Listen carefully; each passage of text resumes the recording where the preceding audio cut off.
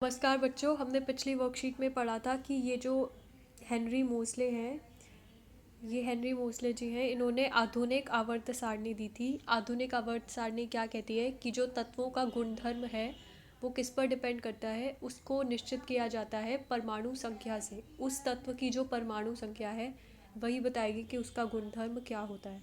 ठीक है, ये आधुनिक आवर्त सारणी है।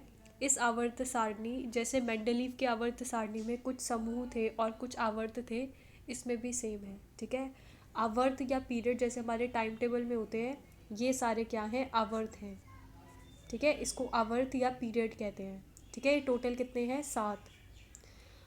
और जो ऊपर से नीचे जाते हैं उन्हें समूह कहते हैं। ये समूह या फिर ग्रुप्स, ये कितने हैं, टोटल 18।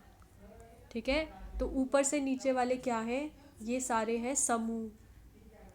ठीक है, और जो लेफ़्ट टू राइट जाते हैं ये सारे क्या हैं, आवर्त। ठीक है, इतनी बात समझ में आई।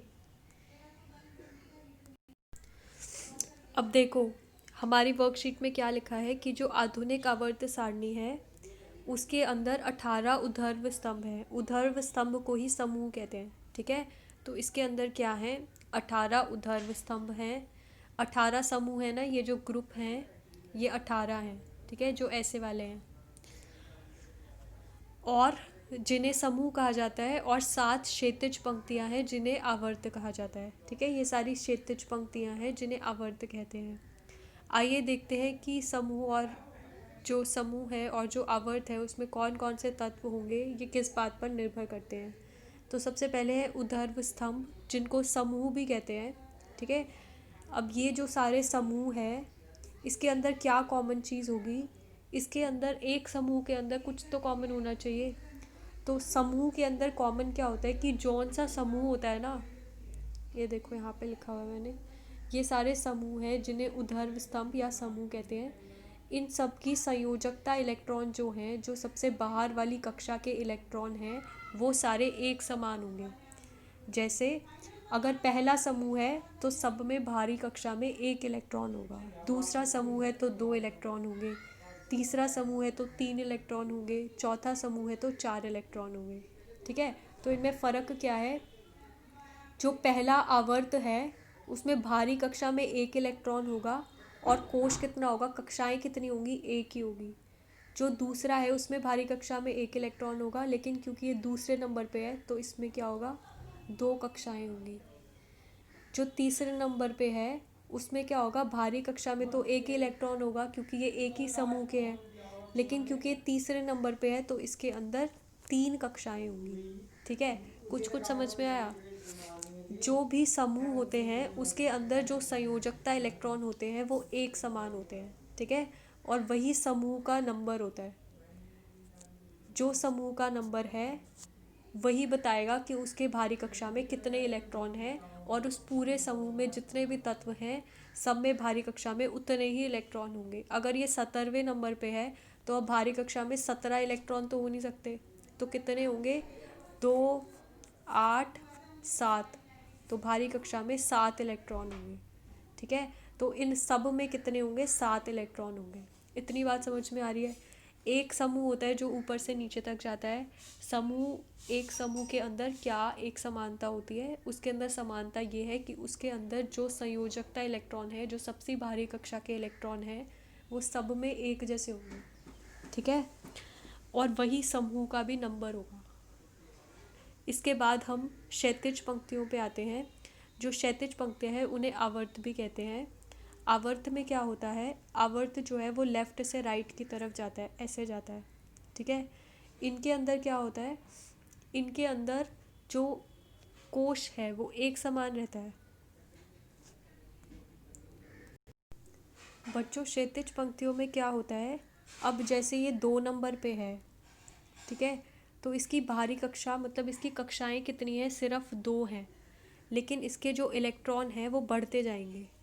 इसमें भारी कक्षा में 1 इलेक्ट्रॉन है, जो भी इसकी समूह की संख्या है उतने इसके भारी कक्षा में इलेक्ट्रॉन है। अगर Be है तो इसकी भारी कक्षा में 2 इलेक्ट्रॉन है। अगर बोरोन है तो इसकी भारी कक्षा में 3 इलेक्ट्रॉन है। कार्बन है तो इसकी भारी कक्षा में 4 इलेक्ट्रॉन है। ठीक है, ये ऐसे होता जाएगा। तो जो भी आवर्त होता है वो लेफ़्ट टू राइट जाता है, इसको पीरियड भी कहते हैं। तो ये हमारे टाइम टेबल के पीरियड जैसा है। इसके अंदर भारी कक्षाएं समान रहती हैं, लेकिन भारी कक्षा में इलेक्ट्रॉन बढ़ते रहते हैं। ठीक है, जो समूह है उसके अंदर भारी कक्षाएं बढ़ती रहती हैं, और जो संयोजकता इलेक्ट्रॉन है वो एक समान रहते हैं। ठीक है, इसमें क्या होता है कि कोश की संख्या एक ही रहती है, कोश या फिर कक्षा की संख्या एक ही रहती है, लेकिन जो इलेक्ट्रॉन है वो बढ़ते रहते हैं। ठीक है, हम एक एग्जाम्पल से समझेंगे।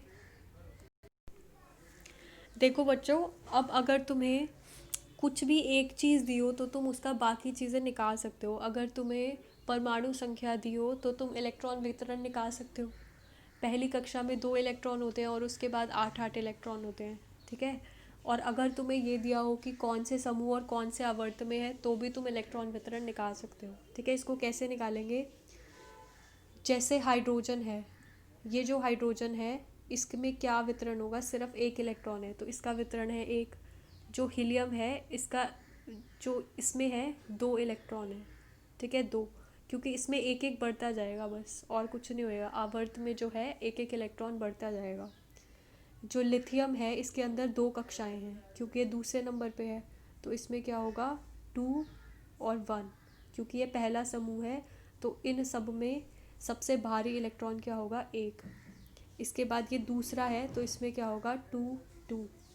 जो बोरोन है वो होगा 2 3, कार्बन 2 4, नाइट्रोजन 2 5। ठीक है, ऐसे बढ़ते जाएंगे। इसके बाद ये जो नियॉन होगा ये क्या होगा 2 8। ठीक है, इसके बाद जब हम तीसरे उस पे आएंगे तो अब क्या होगा 3 कक्षाएं हो जाएंगी, तो 2 2 1। ठीक है, ये मैग्नीशियम क्या होगा 2 2 2 2 8 2। और जो लास्ट वाला होगा आर्गन वो क्या होगा 2 8 8। ठीक है, भारी कक्षा में जो है जितने इलेक्ट्रॉन है ये समूह का नंबर बताता है, ये समूह का जो नंबर है। और जितना आवर्त होता है वो बताता है कि हमें कितनी कक्षाएं बनानी है। ठीक है, पहली कक्षा में हमेशा 2 इलेक्ट्रॉन आते हैं और उसके बाद 8 इलेक्ट्रॉन आते हैं। एक बार हम देखते हैं कि आपकी वर्कशीट में क्या दिया हुआ है। सबसे पहले उद्धर्व स्तंभ दिए हुए हैं। अगर हम आधुनिक आवर्त सारणी के समूह एक के तत्वों को लेते हैं, ये समूह एक के तत्व थे, हाइड्रोजन लिथियम ये सारे।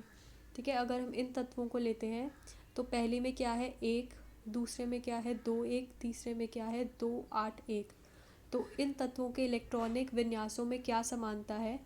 क्या समानता है कि इन सब में संयोजकता इलेक्ट्रॉन की संख्या एक समान है, और वो क्या है 1। संयोजकता इलेक्ट्रॉन मतलब सबसे भारी कक्षा के इलेक्ट्रॉन।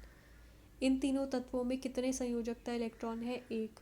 ठीक है, एक ही समूह के सभी तत्वों के संयोजकता इलेक्ट्रॉन की संख्या एक समान होगी, और वही क्या होगी समूह की संख्या होगी। किसी समूह में ऊपर से नीचे की ओर जाने पर कोशों की संख्या, कोश या फिर कक्षा की संख्या बढ़ती रहेगी। अब इसमें संयोजकता इलेक्ट्रॉन तो एक ही है, लेकिन कोश की संख्या क्या हो रही है? बढ़ रही है। समझ में आ गया? इसके बाद क्षैतिज पंक्तियाँ या जो आवर्त होते हैं उसमें क्या होता है, इन सभी तत्वों में संयोजकता इलेक्ट्रॉनों की संख्या एक समान नहीं है। इसमें 1 है, इसमें 2 है, इसमें 3 है, इसमें 4 है, इसमें 5 है। ठीक है, संयोजकता इलेक्ट्रॉन मतलब सबसे भारी कक्षा में कितने इलेक्ट्रॉन है। क्या इनके कोशों की संख्या एक समान है? हाँ, इन सब में कितने हैं? 2 कोश हैं। ठीक है, इसमें भी 2 कोश, इसमें भी 2 कोश। तो एक आवर्त में कोशों की संख्या एक जैसी रहती है, पर जो संयोजकता इलेक्ट्रॉन है उनकी संख्या क्या होती है? बढ़ती रहती है। तो जितने कोशों की संख्या है वही क्या होगी? आवर्त की संख्या होगी। समझ में आ गई इतनी बात?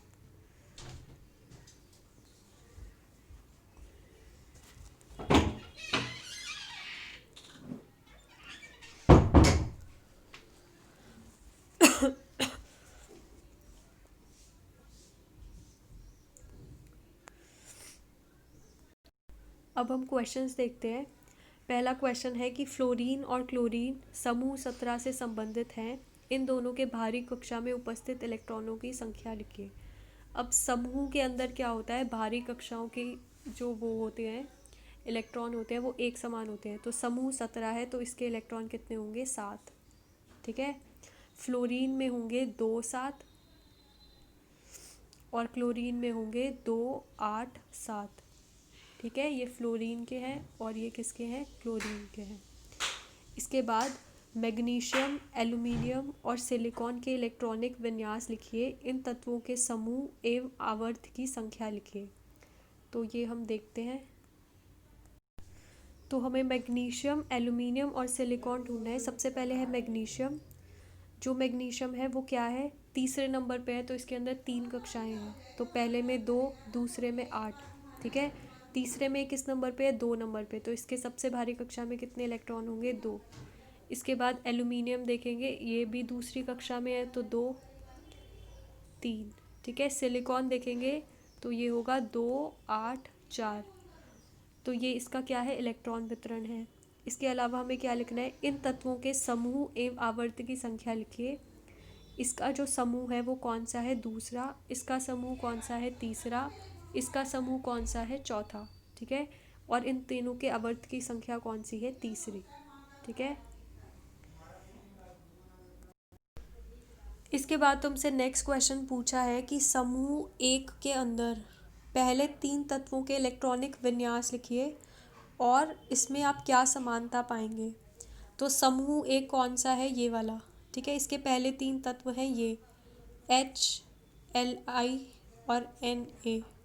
ठीक है, तो H में क्या होगा, इलेक्ट्रॉनिक वितरण सिर्फ 1।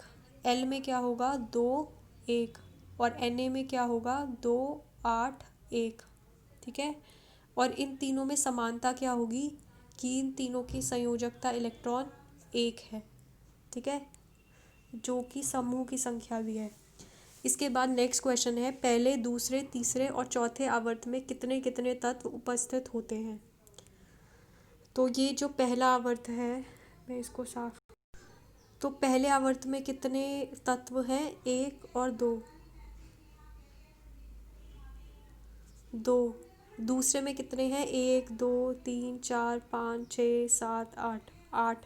ठीक है, तीसरे आवर्त में कितने हैं, तीसरे आवर्त में भी 8 हैं। ठीक है, और चौथे आवर्त में कितने हैं, 1 2 3 4 5 6 7 8 9 10 11 12 13 14 15 16 17 18। तो पहले आवर्त में 2 तत्व होते हैं, दूसरे में 8, तीसरे में 8 और चौथे में 18। इसके बाद आधुनिक आवर्त सारणी और मेंडलीव की आवर्त सारणी में तत्वों की व्यवस्था की तुलना कीजिए। तो ये हमने पिछली बार भी पढ़ा था कि इन दोनों में क्या फ़र्क होता है। परमाणु जो हमारा मेंडलीव था उसके टाइम पे सिर्फ 63 तत्व थे, तो उसने परमाणु भार के आधार पे किए थे।